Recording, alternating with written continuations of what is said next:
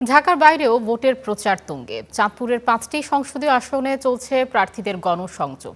চাঁদপুরের হাইমচর থেকে যুক্ত হচ্ছেন সহকর্মী কাদের পলাশ। কাদের, প্রার্থীদের যে গণসংযোগ চলছে, ৫টি সংসদীয় আসনের যে প্রার্থীরা তারা কি বলছেন এবং তারা কি প্রতিশ্রুতি দিচ্ছেন ভোটারদের এবং ভোটাররা কি বলছেন, বিস্তারিত জানাবেন। আয়শা, আমি চর থেকে সমতল দিন থেকে রাত ছুটছেন এখানকার চাঁদপুরের যে প্রার্থীরা আছেন, সকল প্রার্থী। চাঁদপুরের যে 5টি আসন, এখানে 35 জন প্রার্থী প্রতিনিধিত্ব করছেন। আমরা সকাল থেকেই দেখছি যে প্রার্থীরা বিভিন্ন এলাকায়, চরে এবং সমতলে সব জায়গাতেই তারা ঘুরছেন এবং ভোট চাচ্ছেন। আমরা এখন আছি হাইমচরে।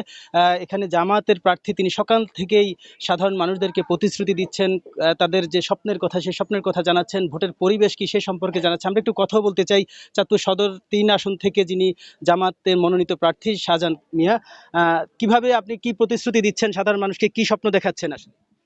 জি, সম্মানিত সাংবাদিক বন্ধুগণ, আমার সম্মানিত ভোটার ভাই ও বোনেরা, আজকে আমি চাঁদপুর 3 আসনের হাইমচর উপজেলার বিভিন্ন ইউনিয়নে গণসংযোগ, উঠান বৈঠক, পথসভায় মিলিত হয়েছি।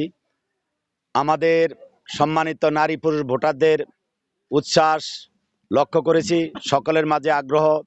আগামী 12 তারিখে সকলেই উৎসব মুখর পরিবেশে ভোট কেন্দ্রে যাবে এবং দাঁড়িপাল্লায় ভোট দিয়ে দাঁড়িপাল্লাকে বিজয়ী করবে। জনগণ আমার কাছ থেকে অনেক কিছুই আশা করছে, তাদের বিভিন্ন সমস্যার কথা আমাকে জানিয়েছে।